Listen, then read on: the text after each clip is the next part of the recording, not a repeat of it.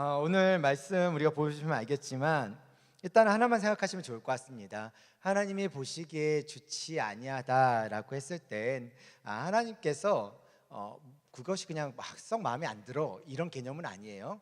자, 여기에서 봤을 때는 썩 마음에 안 든다라는 개념은 결코 아닙니다. 창세기에서 모든 만물들이 지어져 갈 때는 그 만물이 가지고 있는 목적성이 있어요. 그래서 그 목적성에 맞게 지어져 가는 거고, 그 목적성이 맞게 지어졌기 때문에 마음에 든다라는 거예요. 아셨죠? 그러니까 우리가 흔히들 얘기할 때 뭘 만들었는데 내가 원했던 바대로 만들어졌어. 그러면 이제 괜찮네 이렇게 얘기할 수 있는 거잖아요. 그런 것들하고 똑같은 개념으로 보시면 돼요. 그래서 그러니까 하나님께서 아담이 혼자 사는 것이 그렇게 좋게 보지 않았었던 이유는 아담이 혼자 있는다라는 것 자체가 하나님의 목적성 안에는 사실 들어가 있지 않았다라고 보시면 돼요. 그러니까 하나님의 분명한 목적 안에는 남자와 여자가 하나가 연합되어져서 한 가정을 이루는 것이 하나님의 원래 목적이었다. 왜? 생육하고 번성할 땅에 충만하라였기 때문에 그렇습니다. 네. 여기 타이밍에서 내가 또 갑자기 생각나는 무슨 말을 하려고 그랬는데 순간 내가 무시기가 될 것 같아가지고 일단은 빼고, 여하튼 간에 남자 혼자 뭔가 이렇게 생명을 증식할 수는 없잖아요. 그렇죠? 이게 무슨 말인지 이해되죠? 그러니까 하나님은 생육하고 번성하여 땅에 충만하라고 말씀하셨던 그 말씀이라는 그 측면 안에서 하나님께서는 분명히 남자와 여자를 창조하실 목적이 있으셨고요.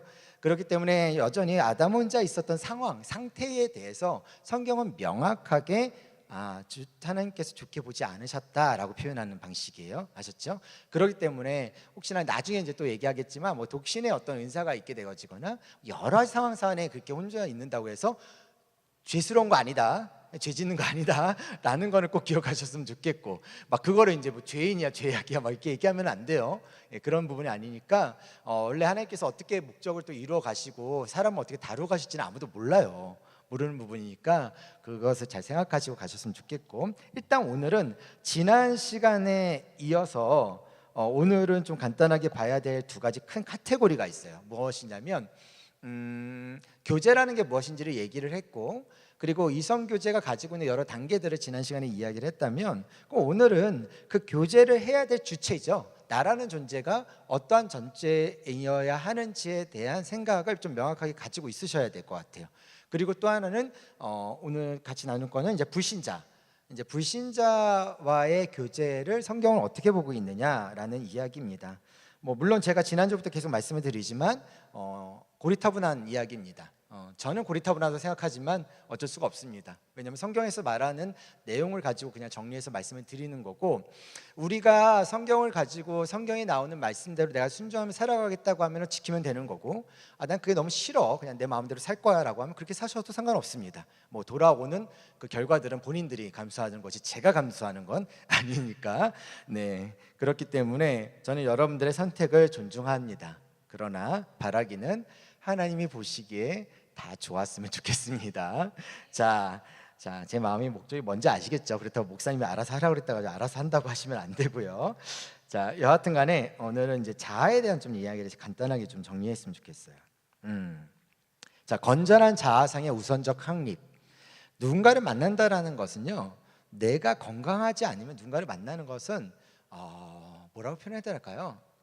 짐이 된다라는 이야기를 사실은 표현하고 싶은데 좀 오해가 될 것 같아서요. 왜냐하면 또 막 그런 생각을 해요. 내가 또 누군가를 만나고 대하는 게 이게 또 짐일까? 막 그냥 주저해가지고 괜히 또 누구 만나는 거, 이렇게 교제하는 것부터 시작해서 성도 안에 우리 안에서 어떤 그룹 안에서 그런 것들까지도 너무 이렇게 뒤로 물러설까봐, 그런 것들 때문에 이게 짐이라는 표현이 좀 애매하긴 한데 사실은 짐이 되기는 하죠. 그러니까 그걸 어떻게 표현하는 게 제일 좋겠냐면, 자, 일단 이렇게 생각하셔야 돼요. 관계에서의 성장은 관계를 통해서입니다. 이해하셨죠? 네. 그러니까 관계 없이 나 혼자 가만히 묵상한다고 관계는 성장하지 않아요. 절대 성장하지 않아요. 그렇기 때문에 관계의 성장은 성장이다. 그리고 또 뭐가 또 기억해야 될 전제냐면, 아까도 제가 설교 시간에 이제 작년 1, 2부 때 설교 때 얘기는 했었지만 결혼이라는 것이 사실 그렇게 낭만적이진 않다라고 제가 지난주에도 얘기를 했었던 것 같아요. 결혼이라는 것은 내 것을 내어주는 것을 하는 시간들이에요. 그런데 서로 왜 싸우냐? 내 것을 내어주기 싫으니까 싸우는 거예요. 팍 터지게 싸우죠. 네. 뭐 저희 집안 같은 경우는 그러니까 지금을 생각해 보면 참 후회가 되는 순간순간의 장면들이 있어요.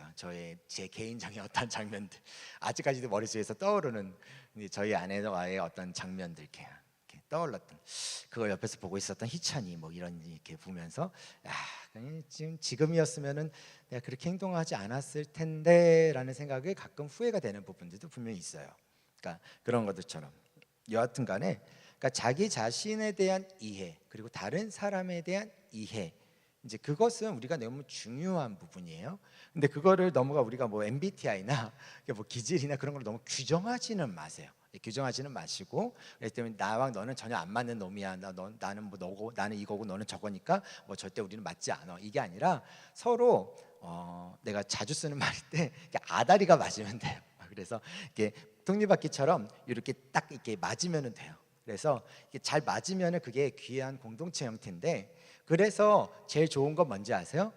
C.S. 루이스가 그런 얘기를 했는데, 사람들과의 관계는 1대1, 그러니까 2명보다 3명이 낫다라고 얘기를 해요. 이제 공동체성을 강조할 때 이야기하는 건데, 왜냐하면 우리가 3명이나 4명이 같이 멤버십을 가지고 교제를 해요. 어떤 관계를 맺어가요. 근데 그런 관계를 맺어가는 과정 속에서 만약에 한 명이 사라졌어요. 그리고 또 사라졌어요. 2명이 남아요. 그럼 우리가 생각했을 때는 4명이 친하다가 2명이 남으면 2명이 친할 것 같죠? 안 친하다라는 거예요. 관계는 이렇게 보시면 돼요. 관계는 정면을 바라보는 것보다 옆을 바라보는 게 더 깊어져요. 깊어져요. 왜냐하면 정면을 바라볼 때는 내 것을 보게 되는 거예요. 우리가 사진을 찍을 때 여러분들 각도 어디예요? 오른쪽이 왼쪽이에요? 모르세요? 왼쪽? 나는 약간 오른쪽. 나는 약간 오른쪽. 그러니까 사람마다 달라요. 그러니까 왼쪽으로 찍냐 오른쪽으로 찍냐. 보통 우리가 사진을 찍을 때 정면으로 안 찍어요. 왜요? 이상하게 정면은 안 이뻐 보여. 안 괜찮아 보여. 그래서 각도를 딱 맞춘단 말이에요. 이게 왼쪽으로 찍는 사람이 있고 오른쪽으로 찍는 사람이 있고, 그러니까 어쨌든 간에 약간 이제 대칭이 이렇게 되기 때문에 약간 이런 식으로 이렇게 틀어져 있다고 표현하죠. 약간 그렇기 때문에 사람마다 다 다른단 말이죠. 그렇기 때문에 내 자신에 대한 내면을 전면으로 바라보는 거는 누구든지 다 부담스러워요. 그렇기 때문에 위축될 수밖에 없고, 정말 내가 어떠한 그런 것에 대해 훈련이 잘 되어져 있거나 아니면 거기에 대한 성장이나 성숙함이 높지 않은 이상 사실 전면과 전면으로 부딪히는 것은 쉽지가 않은 일이다라는 거. 그렇기 때문에 우리가 결혼이라는 것이 사실 어려운 이유도 그러한 이유예요. 그래서 내 전면을 바라보는 상황으로 이제 전개가 되어버리다 보니까, 그러다 보니까 이제 부딪히고 내 감정이나 내 안에 있는 어떤 쓴뿌리나 상황들이 이제 드러나게 되어지는 부분도 나타나게 되죠. 우리가 교제를 하다가 많이 싸우는 이유도 동일하다고 보시면 돼요. 아마 여러분도 교제했던 것들 생각해 보면 왜 싸웠는지를 생각했을 때 결국에는 그거예요. 내가 저 사람의 자존심을 건드렸거나 저 사람이 내 자존심을 건드렸거나 그런 상황이 어떤 자존심이나 상황에 있어서 틀어져 버렸거나 부딪혀 버렸거나 나타났을 때 화가 나거나 욕이 나오거나 어떤 감정이 상하거나 아니면 어떤 관계를 끊어버리고 싶은 마음의 감정들이 나타나거나, 그런 것들이 다 바로 이렇게 전면으로 이렇게 마주쳤을 때의 상황들이에요. 그래서 옆으로 보는 게 사실 제일 좋은 관계의 형성의 연습이다라고 보시면 될 것 같아요. 자, 첫 번째, 건전한 자아상에 있어서 가장 좋은 것, 자기애의 방향성이에요. 자, 자기애의 방향성. 저는 자기애가 되게 강해요. 저는 되게 강해요. 어떤 상황이든지 일단 난 내가 아프냐 안 아프냐가 더 중요한 거고, 약간 그런 게 있어요. 그래서 저희 아내나 저희 애들이 항상 얘기를 해요. 아빠는 아빠 스스로의 자기애가 너무 강하다라고 얘기해요. 모든 언어들이 항상 이제 뭔가 언어를 맞게 대화를 나누다 보면은 이제 저는 이제 항상 아이 중심의 개념이 커져요. 아이 중심의 개념이 이렇게 커져요. 근데 생각해보면 바깥에 나가서 뭔가 회중이나 사람들과의 관계를 같이 있을 때는 아이 중심이 아니에요. 그러니까 유로 넘어가게 돼요. 그러니까 당신에 대한 개념이나 바깥주로 표현이 되는데, 이게 이제 집에 들어왔을 때는 이게 나라는 존재로 나가는 부분들이 있어요. 아마 여러분들 중에서도 집에 들어가면 정말 아무 말도 안 하는데 밖에 가면 완전히 이 성향처럼 이렇게 확 뒤집어져서 바뀌는 사람들이 있을 거예요. 정반대이거나 그런 경우도 있을 거예요. 그거는 우리의 상황이나 환경에 따라서 내가 갖고 있는 삶의 어떤 성향의 방향성들이 다르기 때문에 개념인 거예요. 그래서 내가 미친놈이나 미친년 이런 개념이 아니에요. 다주인격자의 개념이 아니라 그냥 그 상황에서 또 편하거나 편하지 않거나 아니면 에너지를 쏟는 곳이 있거나 쏟지 않거나의 차이의 부분이다 라고 생각하시면 되는데, 자, 마가복음 12장 31절에 보면 이렇게 써 있어요. 자, 둘째는 이것이니 너의 이웃을 너의 자신과 같이 사랑하라 하신 것이라. 이보다 더 큰 계명이 없느니라. 자, 제가 자기 애의 방향성이라고 얘기하면서 이 구절을 넣은 이유는 뭘까요? 우리의 모든 삶의 방향성은 어디에 있어야 된다? 어디로 가 있어야 된다? 타인에게 가 있어야 된다라는 거예요. 자, 여기에서 동의하지 않을 수 있어요. 괜찮아요. 동의하지 않아도 돼요. 왜냐면 이 시대가 원래 동의하지 않는 시대이기 때문에 그래요. 저는 여기에서 동의하지 않는다고 해서 상처받지는 않아요. 왜냐하면 우리가 나 중심이라는 삶에서 우리가 너무 익숙해져 있고 여러분들의 삶 자체도 그렇게 익숙해져 있어요. 초, 중, 고, 대를 지금 다 그렇게 배워오고 있고 오는 상황들이에요. 그래서 이타주의적인 개념, 그러니까 우리라는 개념, 함께라는 개념, 내가 조금 더 물러섬으로 인해서 우리가 무엇인가를 할 수 있다는 개념에서 우리는 접근하지 않아요. 일단은 내가 만족을 해야 되는 거고 내가 바라고 내가 원하는 것들이 필요해요. 그러다 보니까 우리는 이러한 우리라는 개념을 갖지 않아요. 근데 아마 이 중에는 우리라는 개념을 또 갖고 있는 분들이 계실 거예요. 그렇죠? 그런 분들에게 있어서는 이 부분이 되게 중요하다라는 거예요. 왜냐하면 자기의 방향성이 어디로 가 있느냐, 타인에게 가 있느냐, 나에게 가 있느냐, 아니면 또 하나 두 개를 구분할 줄 아느냐. 이해하셨죠? 구분할 줄 아느냐. 저도 방금 얘기했죠. 저는 집에서는 약간 나 중심이지만 밖에 나가면은, 왜냐하면 내가 있는 위치와 사회적 위치라는 개념이죠. 그러니까 저는 어쨌든 어른의 개념으로 접근할게요. 어른이면 어른으로서의 뭐가 필요한 거예요? 절제라는 게 필요해요. 그러니까 아이라는 나에 대한 집중에 대한 절제가 필요한 거겠죠. 그래야 상대방하고 어울리고 사회라는 사회성 안에서의 사회를 지켜나갈 수 있으니까. 그렇죠? 그러니까 그런 어떤 방향성을 갖는 거예요. 근데 자, 여러분들이 사회에 나갔을 때 가져야 될 방향성에서, 그러면 이게 그리스도인으로서 항상 이렇게 방향성을 가지고 갔느냐라고 전제를 뒀을 때 이거는 기억해야 돼요. 그리스도인은 사랑하기 위해서 이타주의적인 거지, 내 자신에 대한 본능과 나라는 아이라는 자기 중심성을 짓누르기 위해서, 이렇게 꽉꽉 눌러주기 위해서 이게 이타주의적이면 안 돼요. 그럼 언젠가는 여러분들은 죽어요. 쓰러져요. 그러니까 그 방향은 그렇게 가는 게 아니에요. 그냥 내 삶의 목적과 내가 살아가는 삶의 방식은 언제나 내가 아니라 이제는 이타적이어야 되는구나 라고 봐야 되는 거죠. 그게 우리가 교제를 할 때 이성에 대한 교제도 그렇고요, 어떤 그룹 안에서 이제 우리 목장 안에서의 교제도 그렇고 다 그런 개념의 접근 방식이 바로 이 방향식이다. 그래서 건전한 자아성이라는 제가 표현을 사용했어요. 그냥 건전한 자아상이다. 그래서 첫 번째 자아상은 뭐냐? 그 나의 자기의 방향성을 어디에 두느냐라는 것을 생각해 보시기 바라고요. 두 번째, 되게 단순한 거지만 가장 중요한 진리예요. 나는 하나님에게 중요한 존재임을 자각해야 된다라는 거예요. 나는 하나님 앞에 중요한 존재다라는 것을 자각해야 돼요. 누가 뭐를 하든 간에, 무슨 이야기를 하든 간에, 무슨 말을 하든 간에, 하다못해 담임 목사님이 너는 왜 이렇게 그러냐? 라고 하더라도 당신은 그렇게 나한테 짖어라. 나는, 하나님은 나에게 있어서 뭐야? 소중한 존재고 하나님은 나를 소중하게 생각한다 라고 생각하시면 돼요. 아셨죠? 네, 언제든지 꼭 그렇게 생각하셔야 돼요. 그게 내가 가져야 될 자아상인데, 아까도 말씀드렸지만 이거는 되게 중요한 부르심 중에 하나예요. 그러니까 하나님이 나를 하나님의 자녀로 부르셨다라는 것은, 하나님이 나를 자녀로 부르신 것과 동시에 이 땅에서 내가 나그네로서의 삶을 살아가며 하나님의 사람, 하나님의 나라를 이뤄가는 삶의 모습으로 전환시켜주는 것은 하나님이 하시는 일들이에요. 그리고 그것은 나를 통해서 분명하게 하실 거예요. 그렇기 때문에 나는 그만큼 값진 존재다라는 거죠. 창세기 1장 26절에 보면 나라는 존재가 어떻게 존재하냐? 하나님이 이르시되, 뭐라고 써 있어요? 우리의 형상을 따라. 그렇죠? 우리의 형상을 따라, 우리의 뭐라고 써 있어요? 모양대로라고 되어 있어요. 형상을 따라 모양대로라고 되어 있어요. 그러니까 하나님의 형상과 하나님의 모양대로 만들어진 게 존재가 누구다? 누구예요? 나예요. 나. 우리 아니에요. 나. 아셨죠? 나라는 사실을 꼭 기억하셨으면 좋겠고, 그런 나를 통해서 하나님은 사명, 소명을 허락하신다라는 것에 대한 명확한 명확한 그 개념을 꼭 기억하셨으면 좋겠고, 요한복음 1장 22절, 영접하는 자 곧 그 이름을 믿는 자들에게는 하나님의 자녀가 되는 권세를 주셨으니, 우리가 그리스도인으로서 가질 수 있는 권세는 어디에서부터 온 것이다? 하나님의 자녀로서 갖게 되어졌던, 그리고 하나님의 자녀로서 갖게 되어진 분명한 키가 우리 안에 있다라는 것을 꼭 기억하셨으면 좋겠고요. 로마서 8장 14절에서 무릇 하나님의 영으로 인도함을 받은 사람은 뭐라고요? 곧 하나님의 아들, 뭐 여기다 딸이라고 표현할 수도 있겠죠. 하나님의 딸이다라고 표현할 수도 있는, 여러분 자신에 대한 이야기를 지금 하고 있는 겁니다.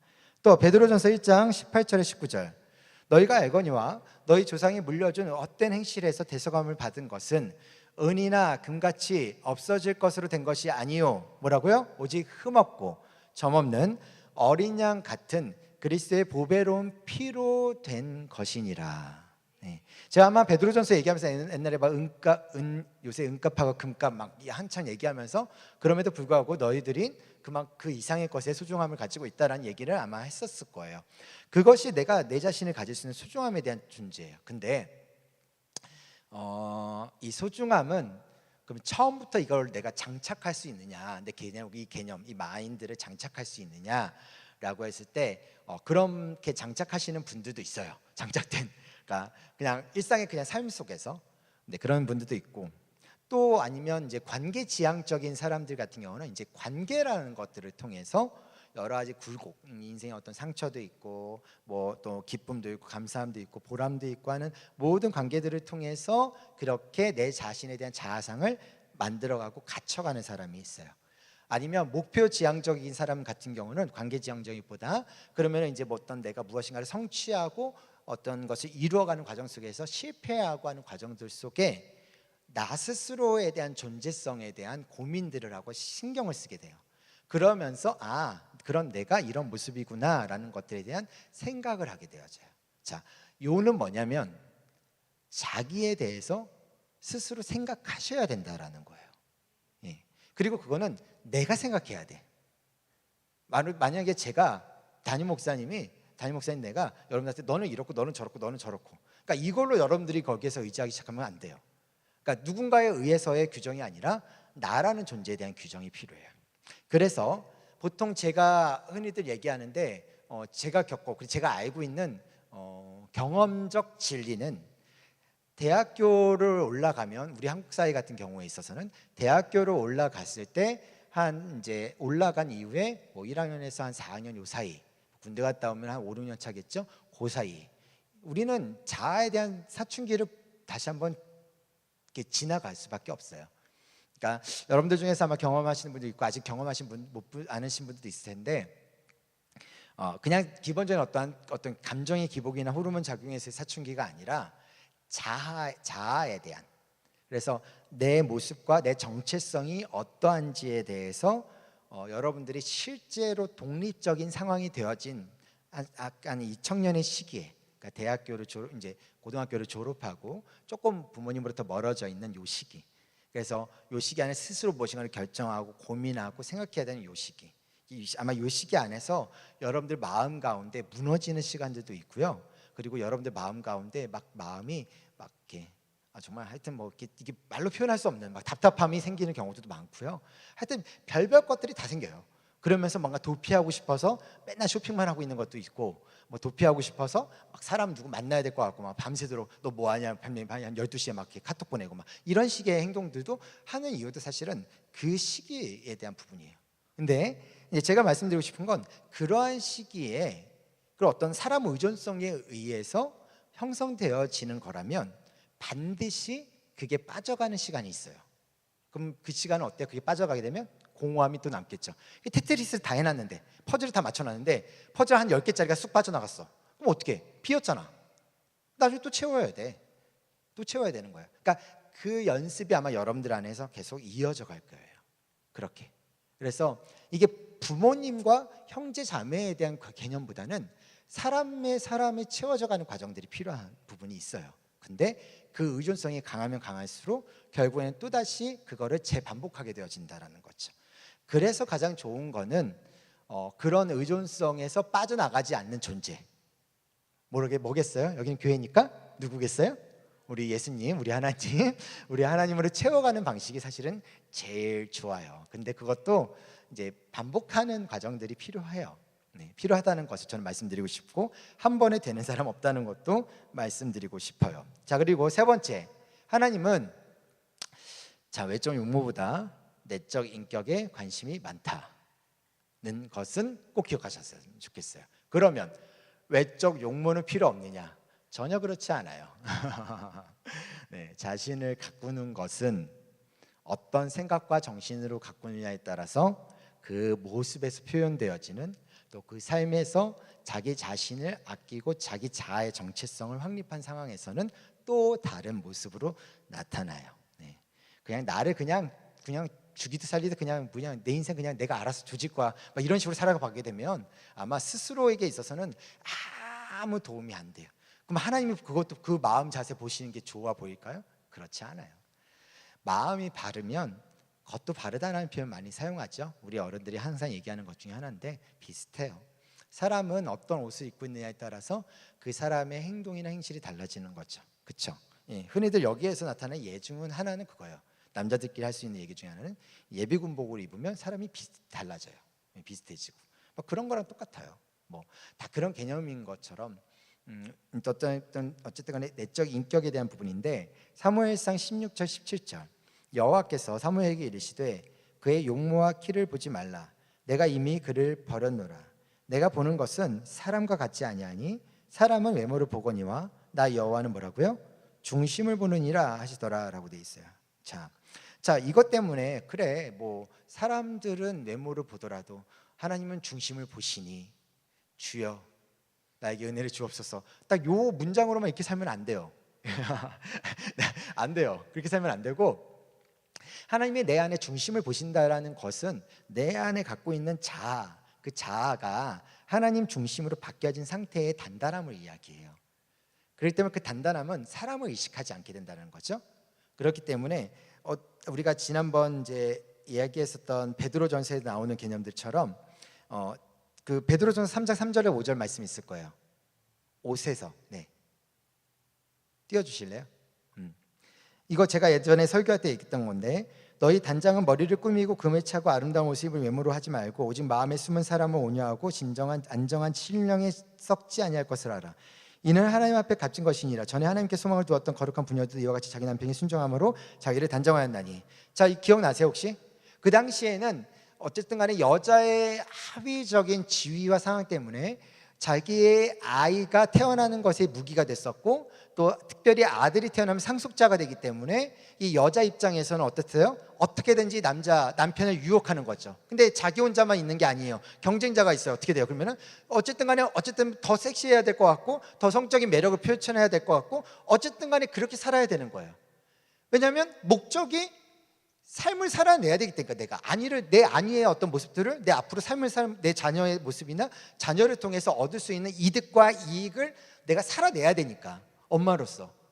그렇기 때문에 이렇게 살아가는 건데, 근데 지금 베드로전서 뭐라고 그래? 이렇게 하지 말라는 거죠. 그렇죠? 뭐예요? 세상적 가치와 세상적 관심의 대상자의 모습으로 살아가는 것이 올바르냐라는 질문을 던지고 있는 거예요.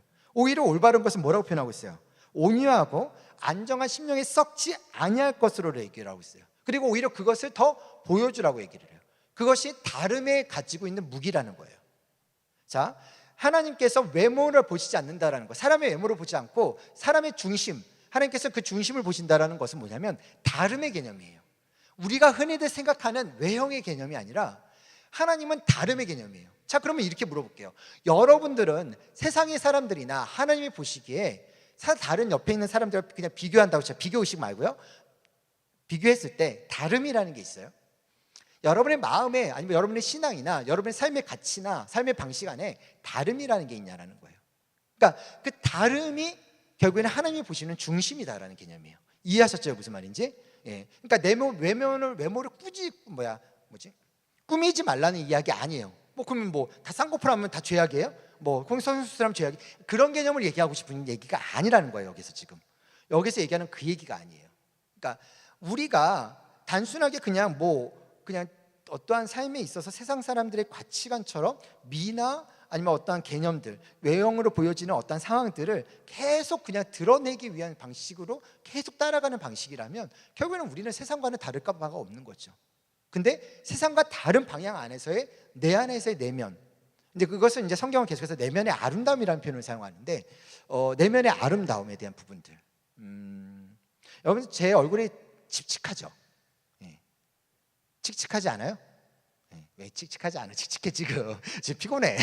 피곤하기 때문에 칙칙해. 자, 그런데 만약에 제 표정이 막 이제 제가 이제 자주 여러분들 성도님들한테 얘기하는 게 해와 같이 밝은 얼굴. 이거를 여러분들 삶의 목표로 잡아보세요. 이거는 내면에 대한 개념이거든요. 내면에 대한 개념. 끊임없이 내 안에서의 내면이 밝지 않으면 겉에 밝아지지 않아요. 밝아지지 않아요. 예. 저는 나름대로는 그래도 청년 때 여자애들한테 인기는 없었어요. 예. 어머니들한테는 인기는 많았어요. 예. 어머니들한테 인기 많았고 오빠로서는 인기 많았어요. 네. 남자친구로서는 인기가 없었어요. 그렇게 매력적이진 않았던 것 같아요. 자, 여하튼 간에 그런 어떤 표정의 모습들, 뭐 그런 것들이 사람들에게는 편안함으로 다가오는데 사실 하나님은 그런 모습을 보신다라는 거예요. 그 마음의 중심의 밝음이 무엇이냐? 그 마음의 중심의 아름다움이 무엇이냐? 그 마음의 중심의 미가 무엇이냐라는 거죠. 자, 잠언 31장 30절에 보면 이렇게 쓰여 있어요. 고운 것도 거짓되고 아름다운 것도 헛되나 오직 여호와를 경외하는 여자는 칭찬을 받을 것이라 라고 되어 있습니다. 자, 고운 것도 거짓되고 아름다운 것도 헛되다. 네. 지금부터 얼굴이 내가 고우면 안 돼. 그런 얘기가 아니겠죠. 가장 중요한 방점은 뒤에 있는 거죠. 뭐예요? 여호와를 경외하는 여자는 칭찬을 받는다라는 거예요. 그러니까 여호와 하나님을 바라보는 자, 여호와 하나님을 경외하는 자. 자, 그렇다고 꼭 이제 이런 분들이 가끔 생겨요. 이런 여자분들이. 그러니까 내가 옆에서 답답해가지고 너 그렇게 살지 마라고 가끔 하는 얘기가 있는데, 여자분들이 있는데, 어떤 아이들이 있었냐면 내 경험 중에, 그러니까 오직 주님만 바라봐. 물론 이제 주님만 바라보는 게 나쁘다는 얘기가 아니야. 근데 오직 주님만 바라봐. 아무것도 안 봐. 그래서 주님 앞에는 열심을 다하는데 주변에 너무 거침이 없어. 네. 사람과 사람과의 어떤 대화, 관계라고 표현했죠. 그 관계 형성이 되어져 있는 거래 안에서의 주님을 바라볼 때가 진짜 아름다움이 무엇인지가 표현이 되는데, 이게 너무 주님만 바라보고 거침이 없으니까 어떻게 돼요? 혼자 있게 되는 거예요. 그렇게 되니까. 그래서 제가 맨날 그러면서 농담으로 너는 그래서 안 되는 거야 막 그렇게 얘기했던 내 머릿속에 스쳐가는 자매가 한 두세 명 있어요. 네, 정말 있어요. 그러니까 비슷해요. 형제도 동일해요. 동일한 개념이거든요. 형제도 여호와를 경외하는 형제만큼 얼마나 좋은 형제가 어디 있겠습니까? 여호와를 두려워하는 형제만큼 이 시대 안에서. 근데 그렇다라도 그게 어떻게 자유함으로 이렇게 같이 관계를 형성해 가느냐, 그런 것들이 너무나 필요하다는 건데, 이건 다음 주에 얘기하도록 하고, 자, 일단 여기에서 방점은 내적 인격이 관심이 많다 하나님께서. 자, 힘이라는 단어인데요, 능력이라는 표현을 사용할게요. 시편 147편 10절에 11절. 여호와는 말의 힘이 세다 하여 기뻐하지 아니하시며 사람의 다리가 억세다 하여 기뻐하지 아니하시고. 네. 그러니까 이거는 이렇게 얘기하면 돼요. 우리 하나님은 말빨이 세다고 해서 기뻐하지 아니하시고, 우리 하나님은 몸이 좋다고 해서 기뻐하지 않으신다. 자, 몸 좋은 사람들, 주님보다 몸 좋은 것에 집중하기 시작하셨으면 조금은 돌아보셔야 되는 부분이고, 자, 그래서 여호와는 자기를 경외하는 자들과 그의 인자하심을 바라는 자들을 어떻게 하신다? 기뻐하시는도다라고 되어져 있습니다. 뭐든 다 똑같습니다. 뭐든 내가 아름다움을 갖고 이쁜 것들을 가꾸고 그것 때문에 성형수술하고 뭘 하는 것들이나 내 몸을 키우고 멋있게 만드는 것들이나 다 모든 것들이 어디에 목적성을 두고 있느냐에 대한 개념은 항상 생각해 보셔야 된다라는 것.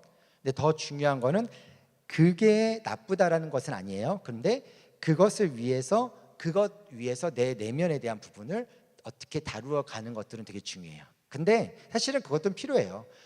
이때 여러분들 때쯤에는 그래도 자기 몸 관리가 필요한 것 같아요. 필요한 것 같고, 그리고 그렇게 해서 건강하고 또 튼튼한 몸들이 있어야 시간이 갈수록 자기의 욕망에 끌려가지 않게 되어져요. 오히려 건강한 몸과 건강한 정신, 뭐 되게 약간 어디에서 학당에서 얘기하는 것 같은데, 건강한 몸과 건강한 정신은 사실 영적으로 사실 되게 좋은 방향성으로 끌고 갈 수 있어요. 예, 그런 부분들이 있어요. 왜냐하면 자기 자신을 돌보고 자기 자신을 가꾼다라는 것은 사실 큰 일이거든요. 옛날에 그런 얘기를 한 적 있었죠. 제가 어떤 형제 자매가 이제 누구 만났으면 좋겠는데 저 사람 괜찮은 것 같은데 어떠냐라고 했어요. 그래서 제가 얘기를 했죠. 쟤 예전에는 아니었는 추천 안 할 건데 지금은 괜찮어 라고 얘기를 했어요. 근데 그때 왜 지금은 괜찮냐고 얘기를 했냐면 뭐 제 말을 잘 들어서도 아니고 뭐 제자 훈련을 받았고 리더를 해서 그게 아니었고, 그 친구가 어느 날 이제 수련을 갔다 오고 나서 이렇게 좀 은혜를 받았던 것 같아요. 그리고 이후에 뭐 성경통도 같이 뭐 부서에서 하고 막 이런저런 하는 작업에서 계속 참여하면서 뭐가 바뀌었냐면 애가 술을 끊은 거예요. 그래서 야, 저 때 술 끊는 거는 그건 쉬운 거 아니다. 예. 담배는 일단 스스로에 대한 절제 때문에 안 하고 있었고, 야, 저 정도 절제면은 뭘 해도 절제할 수 있는 친구일 것 같아라는 정도로 이야기를 해줬어요. 그러니까 사실 어떻게 보면 그 나이대에서 우리가 할 수 있는 어떠한 부분이라는 게 있죠. 그리고 거기에 대해서 내가 컨트롤할 수 있다면 스스로 삶에 대해서 컨트롤 갈 수 있는 거예요. 근데 생각하셔야 될 거는 삶에 대한 컨트롤이라는 것은 내가 내 스스로를 압박하고 짓누르는 게 컨트롤 아니에요. 그래서 여러분들의 표정이나 거울 보세요. 만약 여러분들의 표정이 나는 정말 삶에서 나는 스스로 절제하면서 제대로 이렇게 살아가고, 그래서 지금 이렇게 꾸려가지고 앞으로 내가 내 밥벌이 사면서 이렇게 살아야지라고 생각하는 그 인생을 살아갈 때 여러분들 표정을 보셔요. 제가 장담하건대 여러분들 그렇게 사시면은 나중에 여기 주름살, 나중에 또 리프팅 맞으러 가셔야 돼요. 그러니까 다 얼굴에 표현되어져 가게 되어져요. 저 맨날 집에 가면 이러거든요. 이렇게 거울 보고 맨날.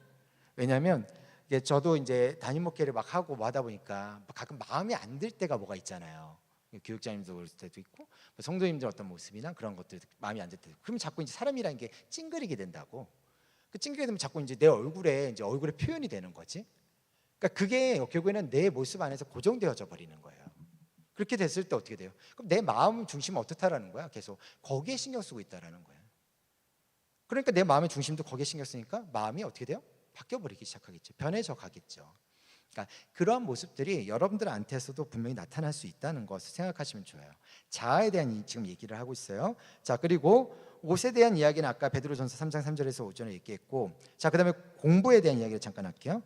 공부 잘해라 이런 얘기는 아니고, 자, 일단 말씀을 볼게요. 예레미야 9장 23절 24절에 보면 여호와께서 이와 같이 말씀하시되 지혜로운 자는 그의 지혜를 자랑하지 말라, 용사는 그의 용맹을 자랑하지 말라, 부자는 그의 부함을 자랑하지 말라. 자랑하는 자는 이것으로 자랑할지니 곧 명철하여 나를 아는 것과 나 여호와는 사랑과 정의와 공의를 땅에 행하는 자인 줄 깨닫는 것이라. 나는 이 일을 기뻐하노라. 여호와의 말씀이니라. 네. 저희가 대학교 처음 갔을 때 서울대 다니는 애들은, 그리고 카이스트나 연고대 다니는 애들은 다 이렇게 이상한 애들인 줄 알았어요. 왜냐하면 저 학교 어쨌든 저도 이제 학교 다니긴 했었, 고등학교를 다녔지만 뭐 다 그런 애들은 아니었으니까. 근데 이제 대학부를 갔는데 다 그런 애들인 거야. 다 그런 애들만 모여 있는 거야. 그래서 막 한참 교제하고 막 이제 같은 학년 애들끼리 막 친하게 막 지내는데 나중에 보니까 얘가 카이스트인 거야. 근데 뭔가 다 약간 이게 뭔가 한 나사가 하나 빠져 있는 느낌. 그런 느낌인 거야. 야, 너는 왜 그러냐? 그랬더니 자기는 원래 그런 사람이래.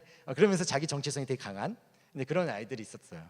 근데 그러면서 그냥 내 마음속에서 어떤 것들이 이렇게 조금 시선이 바뀌었냐면, 사람은 공부와 비례되는 어떠한 모습들도 있지만 공부와 반비례되는 것들도 있구나라는 것들이 생각이 이게 보여졌어요. 뭐 공부를 잘한다고 신앙이 좋은 것도 아니고, 신앙이 좋다고 해서 공부를 또 잘하는 것도 결코 아니에요. 물론 어쩌다가 이렇게 괴물들은 있어요. 그렇죠? 괴물들은 있어요. 공부도 잘하고 신앙도 좋고 성품도 좋고 돈도 많고 어쩌고 많고. 근데 이거는 극히 지난 사람들이에요. 그리고 이 사람들이 이미 이 땅에 상급을 받았으니까 천국에서 안 받을 거야. 그렇죠? 그러니까 우리가 그렇게 생각하면 돼요. 우리는 이미 많이 받을 거야, 천국 가서. 그렇기 때문에 그냥 그런 사람들에 대한 부분을 생각하면 좋은데, 이 말씀이 뭐냐면 내가 무엇인가를 성취했다고 해서 그 성취가 나를 전부 설명해 주지 않는다라는 거예요. 그러니까 이런 얘기예요. 여러분들 대기업에 취업을 했어요. 현대에 취업을 했다고 쳐요. 좋은 곳에 어떤 기획실이든 어디든 취업을 해서 좋은 데 다시 갔어. 그 사람이 성품이 좋은 거예요? 그 사람이 신앙이 좋은 거예요? 그래, 나름 열심히 기도하면서 정말 주님 앞에 매달리면서 맨날 새벽 기도하면서 공부하면서 갔어. 그러면 신앙이 좋은 거예요? 여러분, 여러분들의 삶에서 내가 공부한다라는 것은 하나님의 나라를 위한 도구화의 하나일 뿐이지 그 도구가 내 삶을 증명해 주는 무엇인가 되지는 않아요. 그렇게 돼서는 안 되고. 근데 우리는 그걸로 사람을 판단해요. 우리는 그걸로 사람을 판단해요. 그렇지 않아요? 기본적으로 누구 만났어. 그래. 어디 산대? 여기는 어디 살아야 돼? 울산은 어디 살아야지 좀 괜찮어?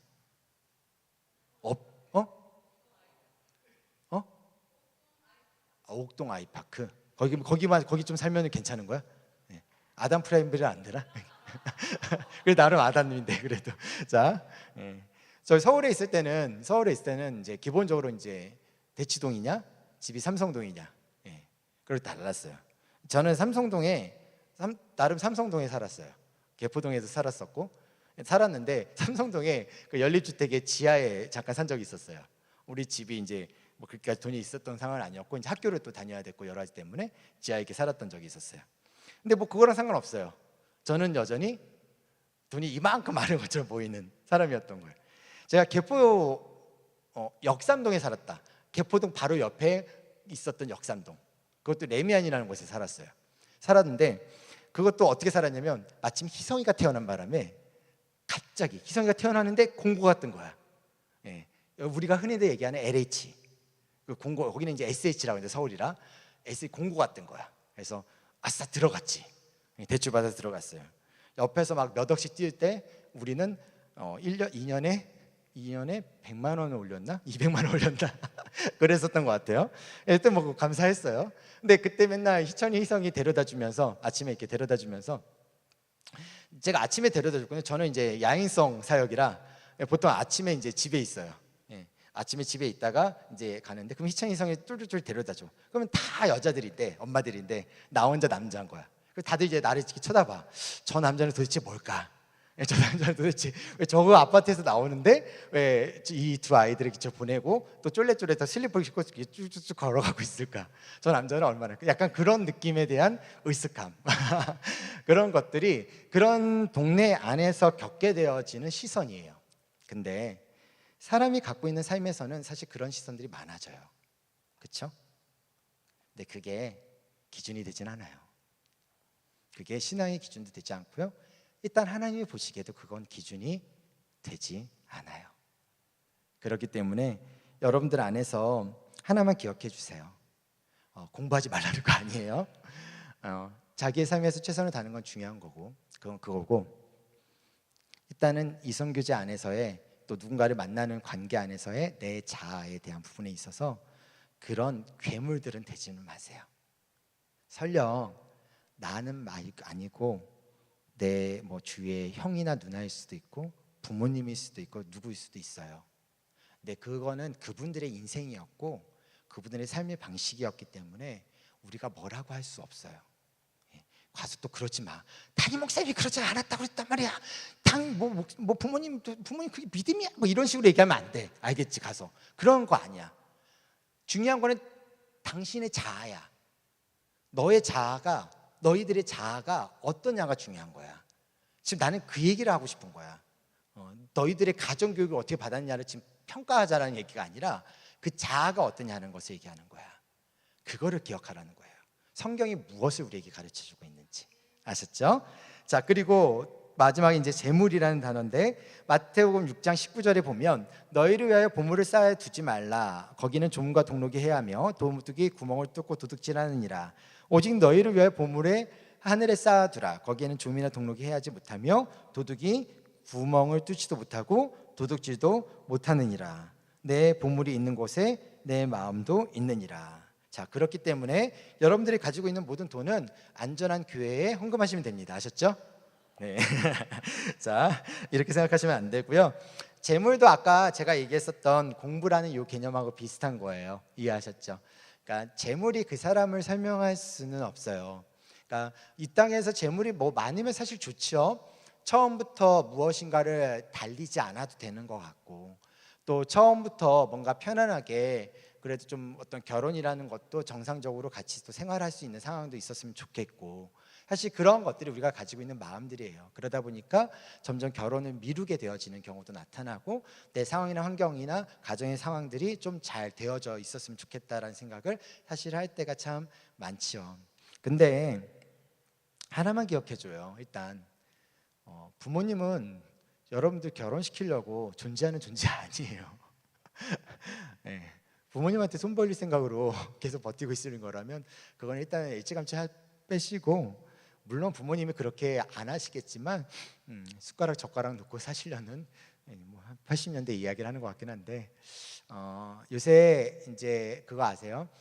대부분의 젊은이들이 결혼을 하더라도 신혼 신고를 안 해요. 결혼 신고를 안 해요. 안 하고 있다가 이제 아이가 이제 들어섰거나 이제 아이를 이제 계획을 가지고 했을 때 하라고 얘기를 많이 들어요. 사실 여기 부분에 있어서 많이 안타까워요. 솔직히 안타까워요. 그것은 뭐냐면 일단 이거는 얘기할게요.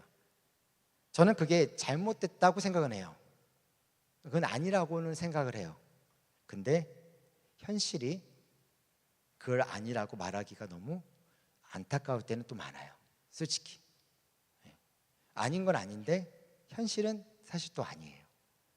뭐 아까도 제가 농담 삼아 얘기했지만 저는 뭐 어쨌든 희찬이가 갑자기 그러니까 희성이가 둘째가 갑자기 딱 태어나는 것과 이렇게 됐기 때문에 이제 점수가 높아가지고 아파트가 당첨이 됐었어요. 물론 10년도 못 살고 수원으로 내려갔지만 20년까지는 살 수 있었는데, 자 그럼 여기 올 수도 없었겠죠. 모든 여정상 여하튼. 근데 이제 그런 상황이 되니까 참 어려워요. 신혼부부 특약이나 여러 가지 상황들이 사실 제도가 우리의 상황과 환경들을 그렇게 또 만들어 놓고 있어서 안타깝기는 해요. 그러나 여러 위험성들이 사실 있죠. 혼인신고를 안 했다라는 것은 물론 지금이야 이제 대법원 판결이 바뀌었기 때문에 우리 인생에 빨간 줄이라는 건 없지만, 호적에 빨간 줄이라는 건 없지만 우리 마음에는 빨간 줄은 있죠. 상처로 남게 되거나 흔적으로 남게 되겠죠. 또 누군가를 만나는 것에 대한 주저함이 막 혹시나 생긴다면 그것을 주저함이 생기지 않기 위해서 또다시 믿지 않는 사람을 만나거나 아예 그거와 전혀 상관없는, 내 신앙과는 상관없는 사람을 만나서 살아내는 선택을 한다면 안타깝겠죠. 그래서 그런 게 안타까운 거예요. 당첨을 못해서 안타까운 게 아니라 그냥 그렇게 여파가 방향이 틀어져 버리니까 상황은 100% 그렇게 될 확률이 높기 때문에 더 안타깝다라고 표현할 수밖에는 없어요. 그래서 딱히 뭐라고 말할 수는 없지만 그래도 가능하면 그래도 기도하는 과정 속에서 그런 고민들이 좀 됐으면 좋겠다라는 생각도 사실 하고 있어요. 나중에 또 얘기하고. 자, 그 다음에 하나님은 당신의 생긴 모습 그대로 만드셨다라는 생각을 꼭 가졌으면 좋겠습니다. 이것은 무엇이냐면 그렇기 때문에 내가 죽기 전에는 뭐 쌍꺼풀했던 것을 다시 덮고 재조정하고 죽어야 된다고 이런 개념도 아니에요. 이거 나중에 예전에 이런 식으로 설명했던 사람들이 있어가지고 이 개념이 아니라 여기는 하나님은 당신의 생긴 모습 그대로 만드셨다라는 이 표현. 자, 주께서 내 내장을 지으시며 나의 모태에서 나를 만드셨나이다. 내가 주께 감사하오며 나를 지으심이 심히 기묘하심이라. 주께서 하시는 일에 기이함을 내 영혼이 잘 아나이다. 내가 은밀한 데서 지음을 받았고 땅의 깊은 곳에 기이하게 지음을 받은 때에 나의 형체가 주의 앞에 숨겨지지 못한나이다. 나의 형질이 이루기 전까지 주의 눈이 보셨으며 나를 위하여 정한 날이 하루도 되기 전에 주의 책에 다 기록되었나이다. 자, 하나님은 당신의 생긴 모습 그대로 만드셨다라고 제가 말씀을 드리면서 시편 139편 13절 16절에 말씀을 드렸어요. 방금 쑥 지나가면서 이야기 보셨겠지만 무슨 얘기하는 거예요? 하나님은 여러분 한 사람 한 사람 창조하기 위해서 심혈을 기울여 노력하셨어요. 이 가치를 가진 자다라는 것을 절대 잊지 마세요. 내 스스로에게도 그렇고 누군가 옆에 있는 사람들에게도 그렇고 그 사람에 대한 가치를 함부로 먹이지 마세요. 그리고 내 스스로에도 동일하게 그렇게 매기지 마세요. 하나님은 여러분들 한 사람을 정말 가치 있게 여기시고 가치 있게 창조하시기 위해서 우리 하나님께서는 이 모든 작업들을 치밀하고 계획적으로 해오셨고 은밀한 데서 어떻게든 지어오셨고 그 어떤 상황 속에서 방해받지 않도록 해오셨다는 사실 꼭 기억하셨으면 좋겠어요. 자, 그렇기 때문에 그 자신감을 좀 가졌으면 좋겠고 그 자존감이 회복되셨으면 좋겠다라는 것. 5번, 어떤 특정한 부분에서 뛰어나기 위한 목표를 세우십시오. 이거는 여러분들 자신을 드러낼 수 있는 도구가 뭐냐라는 거예요. 그게 나한테 쓰는 공부일 수도 있어요. 뭐 학업에 대한 부분일 수도 있고요. 아니면 내가 갖고 있는 어떤 신앙에 대한 부분일 수도 있어요. 아니면 뭐 섬김의 영역일 수도 있어요. 뭐든지 상관없어요. 근데 내가 나 자신을 잘 드러내 줄 수 있는, 설명해 줄 수 있는 무엇. 그러니까 막연하게 저 사람 신앙 좋아. 너무 막연하지 않아요? 너무 막연해. 이거는 저 사람 신앙 뭐가 좋은, 어떻게 좋은 건데. 그 신앙이 좋다라는 거는 성품하고 연결되는 건데 그 성품이 이 사람하고 안 맞으면 어떡할 거야? 무슨 말인지 이해되죠? 그렇기 때문에 자기의 어떤 부분을 개발한다라는 것은 그런 개념을 얘기하는 거예요. 내 자신을 설명해 줄 수 있는, 나를 설명해 줄 수 있는. 그러니까 저 분은, 저 사람은, 아니면 저 친구는 이렇다라는 이 한마디를 설명해 줄 수 있는 모습. 그게 성품일 수도 있어요. 성격일 수도 있어요. 아니면 어떤 사역의 어떤 형태일 수도 있어요. 뭐 공부의 어떤 부분일 수도 있어요. 어떤 일의 어떤 일적인 어떤 면일 수도 있어요. 어떤 부분에서 어떤 것을 탁월하게 하고 있다라고 얘기할 수도 있어요. 근데 그 탁월함은 필요해요. 탁월함은 필요해요. 자아를 만족하게 하는 것은 자기가 어떤 영역에 탁월하다는 것을 인정받을 때 자아를 만족하게 할 수 있어요. 네. 그렇기 때문에 바라기는 여기 연구원, 우리 유니스트, 맨날 교수들한테 찐따 얻으면서 살다가 스스로에게 있어서 너무 자학하지는 마세요.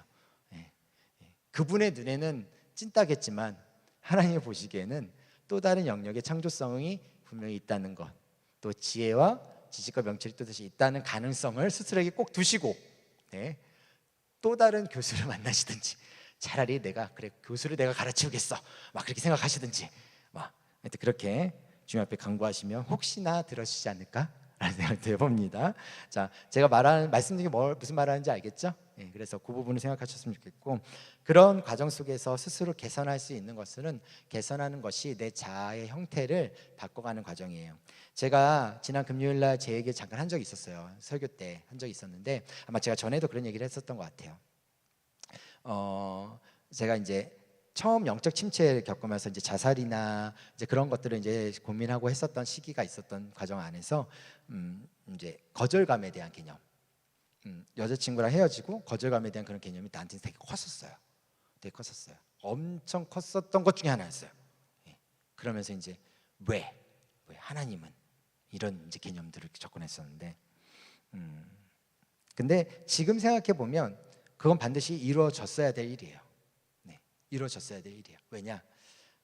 아까도 말씀드렸지만 사람으로 채워지는 것은 다시 공허해질 확률이 높아요. 근데 저는 그 친구로 인해서 제 자존감과 제 정체성이 높아졌다고 생각하면서 살아왔어요. 그럼 참 잘 섬겨줬어요, 저를. 그러니까 잘 섬겨줬어요. 그러다 보니까 저는 거기에 채워져 있었던 거죠. 근데 그 채워졌던 것이 어떻게 돼요? 빠져버리니까 확 공허한 거예요. 이 공허함에 영적 침체로 훅 빠져버리는 거죠. 블랙홀처럼.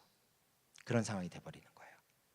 이제 그런 과정 안에서 주님이 다시 나를 만나주시는 과정들, 그리고 그 이후에 정말 1년 동안이었는데 정말 죽는 줄 알았어. 그래도 하나님께서는 어떻게든지 교회에 붙여놓고 나서 나를 잡으시는데, 그러니까 그 1년 동안의 그 관계에 대한 개념, 그 관계에서 내가 생각하고 내가 내 머릿속에 정리해야 되고 하나님 앞에 의지해야 되고 기도해야 될 부분들을 그 1년 동안에 엄청나게 저를 다루셨어요. 그리고 나서 이제 전도사 사역을 시작을 했죠. 사역을 아마 하나님께서 그렇게 다루시면서 저를 그렇게 끌고 가시려고 하셨던 것 같기는 해요. 여하튼 간에 사람으로 채워지는 것은 결국에는 사람으로 망할 수밖에 없다. 꼭 기억하시되, 자, 그렇다면 빨리빨리 가야 되니까 교제의 접촉점을 찾아서 두 번째, 사랑이 아닌 것들. 사랑이 아닌 것들을 제가 얘기할게요. 보세요. 심취하는 것, 감정적, 빠져드는 것, 이기적. 우리는 이런 부분들을 사랑이라는 단어로 이야기를 해요. 내가 감정이 통하고 감정이 앞선다라는 개념들. 또 내가 저 사람한테 빠져들었어, 나 사랑에 빠졌어 라고 말하는 이 언어의 개념들. 사랑은 누군가에게 내가 무엇을 더 줄 수 없고 그 사람 대상에게 모든 것을 다 줄 수 있다라고 말하는 그러한 이야기들. 이러한 것들이 바로 뭐예요? 사랑이 아닌 것들이에요. 자, 다음. 진실한 요소. 그럼 이거는 사랑이라는 것이냐? 아니에요. 이것도 아니에요. 자, 잘 보세요. 헌신적이다. 무엇에 대해 헌신하는 거예요? 그럼 자라나는 것? 성장하는 것? 맞아요. 우리는 이성교제하면서 사실 많은 것들에 있어서 자라날 수 있어요. 관계라는 것은 서로를 자라나게 만드는 것이 맞아요. 근데 그 방향성이 어디로 가고 있느냐라는 거예요. 이타적인 것? 맞죠? 아까 제가 끊임없이 이타적이다라고 얘기했어요. 근데 그 자기애가 어디를 바라보고 있는 이타적이냐라는 것도 다른 개념이죠. 우리가 흔히들 사랑이라고 말하면서 이야기하는 행동이나 말들이나 모습들은 이런 부분에서 드러나게 되어져요. 그리고 이것들이 자칫 우리의 욕망을 또 우리의 감정의 모습들을 포장하고 있는 거죠. 그럼 진짜 사랑이 도대체 뭡니까? 이런 게 아니라면 뭐 진짜 사랑은 성경에 나와 있는 이야기죠. 자, 사랑은 오래 참고 온유하며 시기하지 아니하며 이런 거예요. 사랑은 끝까지 참고 성질을 하는데 성질을 눌러버리고 다른 사람 비교 안 하려고 하고 내가 막 내 거 막 이렇게 드러내서 막 이렇게 인정받고 싶은데 안 하려고 하고 계속 띄워줘. 왜 안 띄워줘? 왜 싫어? 네, 예, 자랑하지 않으려고 그러고 내가 자신을 드러내서 뭔가 내가 이렇다라는 것에 대해서 보여주려고 하지 아니한다라는 거. 그리고 다른 사람에게 왜 너는 이러고 못 보여주냐? 왜 너는 이런 것을 못하느냐? 이런 것으로 무례행하지 않는 거. 이 무례행하지 않는다는 걸 예를 뭘로 들을 수 있냐면 제가 우리 아내랑 교제할 때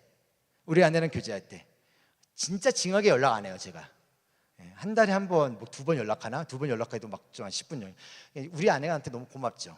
우리 원거리 여행이 아니라 원거리 그 연애를 하고 있어가지고 별로 못 만났어요. 만나도 맨날 나네 앞에서 컴퓨터 쳐 일하고 있고 막 그랬었는데, 자, 여하튼 그러면서 항상 했던 말은 뭐였냐면, 그래도 당신이 이것들을 감당할 수 있어야 사모가 되지 않겠냐. 이게 엄청 이 미친 말이지 이거는 지금 생각하면. 근데 그때 당시에 그런 생각을 가지고 있었다니까. 그러니까 근데 우리는 잘 생각해봐. 여러분들 안에서 내가 갖고 있는 어떤 기준에서의 상대방 여자에 대한 남자에 대한 누구에 대한 어떤 요구가 있어요. 무례행할 수 있다라는 거예요. 자기의 유익을 구하지 아니하며 성내지 아니하며 악한 것을 생각하지 아니하며 불의를 기뻐하지 아니하며 진리와 함께 기뻐하고 모든 것을 참으며 모든 것을 믿으며 모든 것을 바라며 모든 것을 견딘다. 뭐야? 나한테 대한 건 아무것도 없어. 나의 유익은 없어. 맞아요. 결혼은 자기 유익을 위해 하는 게 아니기 때문에 그래요. 결혼은 타인의 유익을 위해서 하는 거예요. 그거를 할 수 있는 마음이 있으면 결혼을 하는 거예요. 이 시대가 결혼을 안 하는 이유가 그럴 마음이 없기 때문에 안 하는 거고요. 그게 바로 우리가 살아가는 삶의 방식의 사랑의 특징이에요. 자, 그러면 이제 시간이 많이 없으니까 불신자의 교제에 대해서 얘기할게요. 자, 이 문제에 대해 성경이 어떻게 말하고 있는지. 자, 고린도서 6장 14절. 너희는 믿지 않는 자와 멍에를 함께 매지 말라. 의의 율법이 어찌 함께하여 빛과 어둠이 어찌 사귀며. 7장 39절. 아내는 그 남편이 살아있는 동안에 매여 있다가 남편이 죽으면 자유로워 자기 뜻대로 시집갈 것이나 주 안에서만 할 것이니라. 고린도전서 9장 5절. 우리가 다른 사도들과 주의 형제들과 개바와 같이 믿음의 자매된 아내를 데리고 다닐 권리가 없겠느냐. 자, 세 가지의 이 성경 구절을 보면 여러분들이 파악할 수 있는 해석은 뭐죠? 성경은 믿는 자와의 결혼을 요구하고 있구나라는 거예요. 맞아요. 성경은 믿는 자와 교제하는 것과 믿는 자와 결혼하는 것에 대한 요구하고 있고요. 저의 이 방금 이제 3번 전체 카테고리의 결론도 동일해요. 믿는 자랑 결혼하십시오라는 거예요. 자, 그런데 일단은 내용을 보셔야 돼요.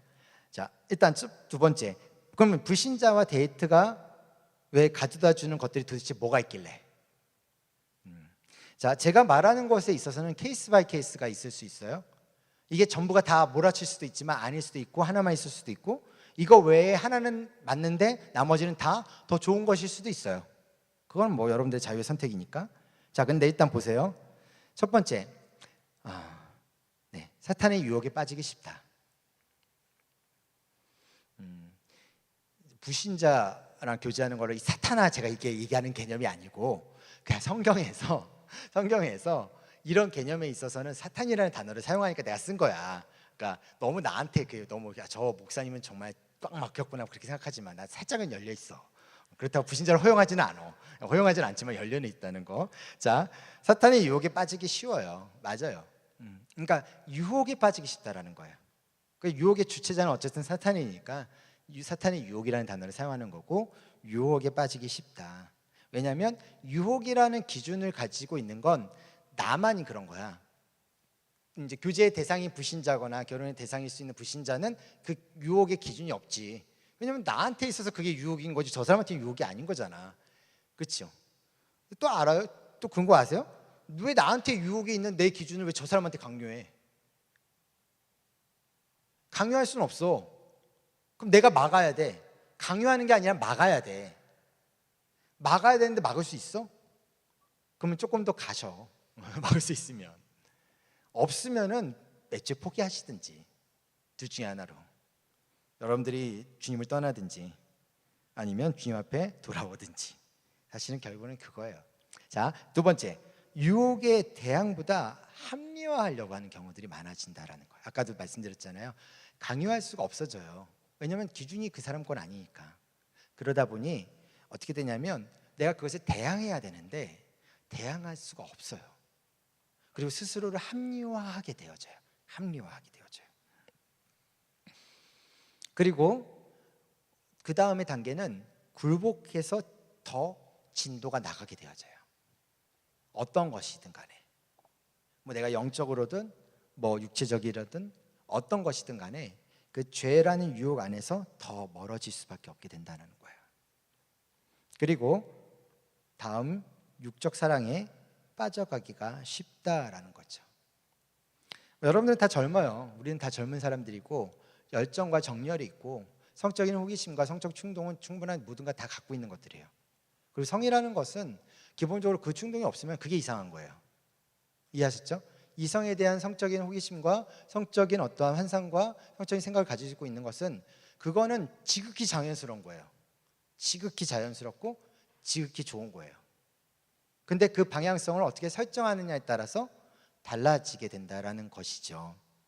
그런 부분들을 생각을 했을 때에 쉽게 빠질 수 있게 된다라는 거고. 근데 중요한 건 뭐냐면 여기까지는 그래. 여기까지는 알겠어.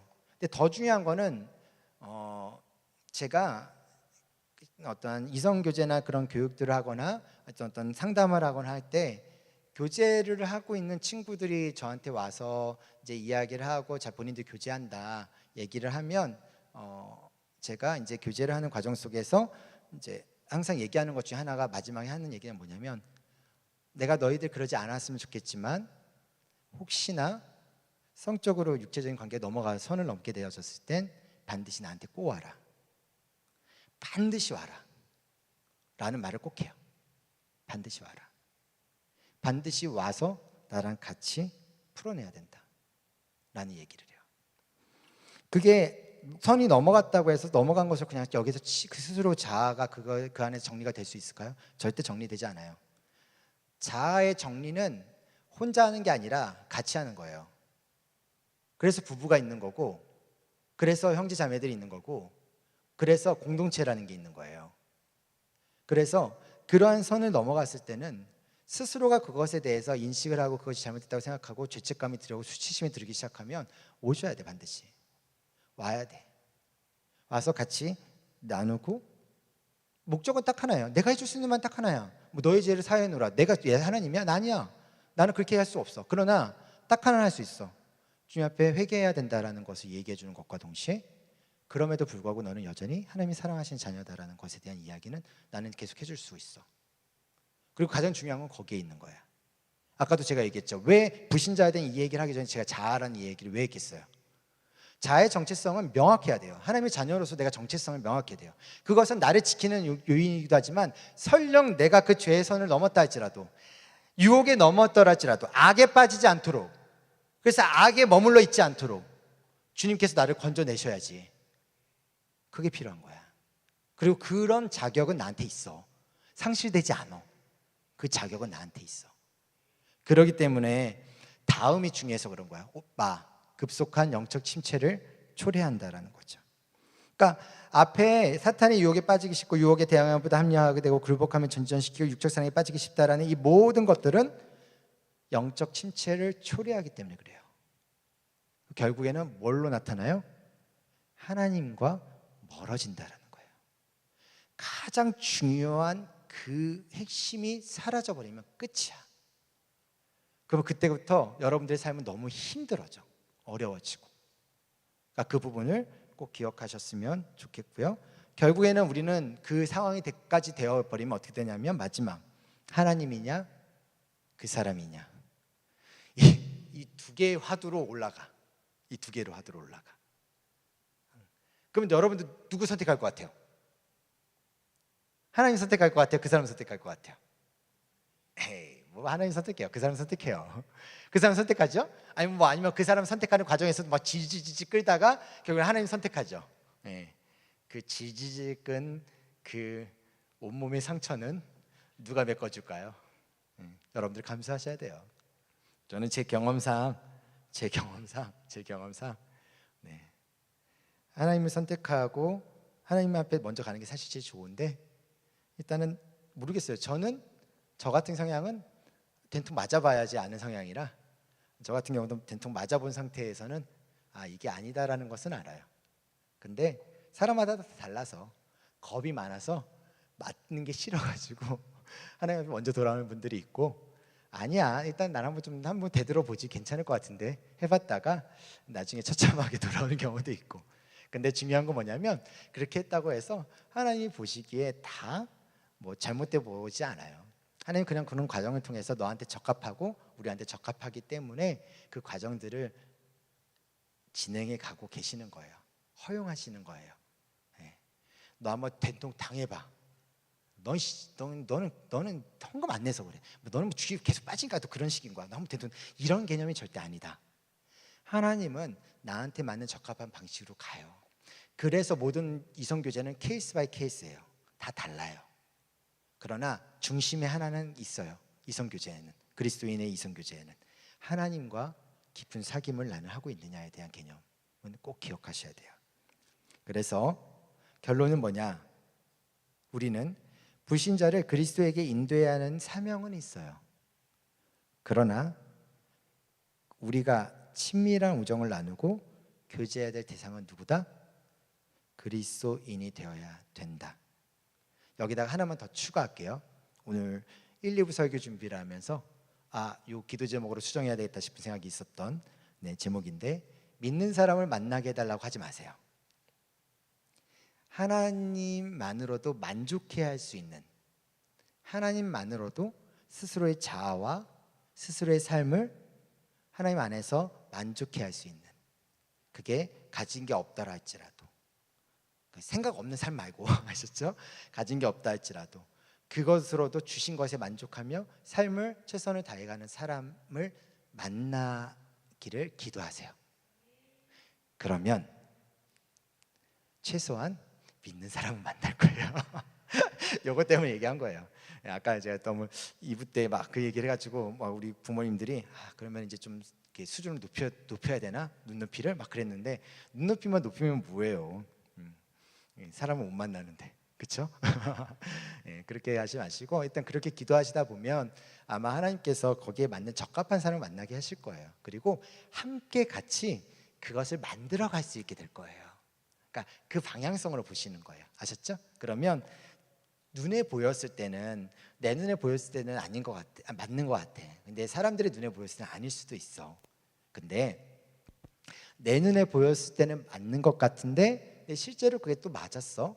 근데 처음에 시작할 때는 정말 미약했는데 함께 같이 가다 보니까 하나님 안에서 뭔가 같이 맞춰져 가고 스스로 하나님 안에서 만족해하고 행복을 누리는 관계로 만들어져 가. 그러면 그게 가장 좋은 결혼의 방식이에요. 여러분들이 그 꿈을 또 그 소망을 가지고 가셨으면 좋겠다는 생각이 듭니다. 다음 주에는 성공적인 교제를 위해서 실제적인 거 몇 가지만, 그 교제에서 실패했을 때 어떻게 해야 되는지에 대한 지침 몇 가지만, 그리고 이성에 대한 성적 자유함이라는 부분에 있어서 몇 가지만 다루고 요 관련된 이야기는 마무리하도록 하겠습니다.